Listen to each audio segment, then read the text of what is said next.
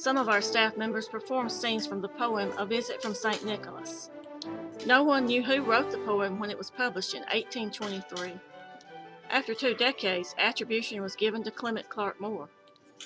This poem has formed how we think of Santa Claus, including his appearance, the night he visits, his method of transportation, and the number and names of his reindeer. We hope you enjoy our version of this famous poem, now known as The Night Before Christmas. 'Twas the night before Christmas, when all through the house not a creature was stirring, not even a mouse. The stockings were hung by the chimney with care, in hopes that St. Nicholas soon would be there. The children were nestled all snug in their beds, while visions of sugar plums danced in their heads.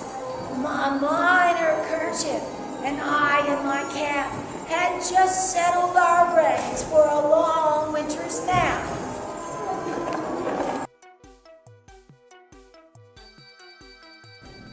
When out on the lawn there arose such a clatter.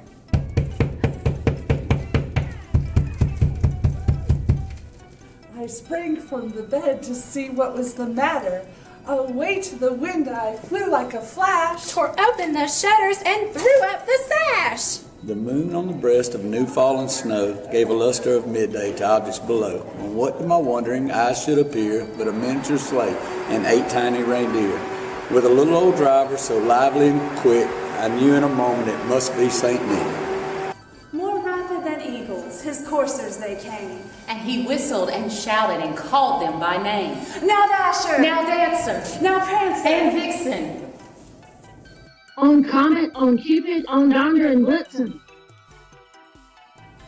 To the top of the porch, to the top of the wall, now dash away, dash away, dash away all, as dry leaves that before the wild hurricane fly, when they meet with an obstacle, mount the sky. So up to the housetop, the coursers they flew, with a sleigh full of toys, and St. Nicholas too. And then in a twinkling, I heard on the roof the prancing and pawing of each little hoof. As I drew in my head and was turning around, down the chimney St. Nicholas came with a bound. He was dressed all in fur from his head to his foot, and his clothes were all tarnished with ashes and soot. A bundle of toys he had flung on his back, and he looked like a peddler just opening his pack. His eyes, how they twinkled, his dimples, how merry. His cheeks were like roses, his nose like a cherry. His droll little mouth was drawn up like a bow, and the beard on his chin was as white as the snow.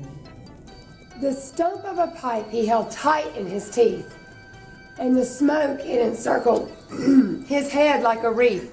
He had a broad face and a little round belly that shook when he laughed like a bowl full of jelly. He was chubby and plump, a right jolly old elf, and I laughed when I saw him in spite of myself. A wink of his eye and a twist of his head soon gave me to know I had nothing to dread. He spoke not a word, but went straight to his work, and filled all the stockings, then turned with a jerk. He lay his finger aside his nose, and gave a nod up the chimney he rose. He sprang to his sleigh, to his team gave a whistle, And away they all flew like the down of a thistle.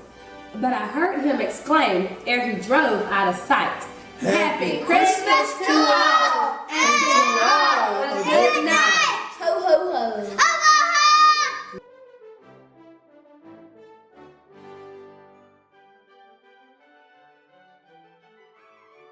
When what to my wondering eyes should appear but a miniature sleigh and 8 do over.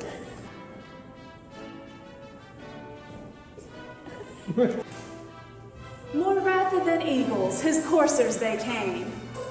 And laying his finger aside his nose, and gave a nod up the chimney he rose. I sprang from the door. When out on the lawn there arose such a clatter.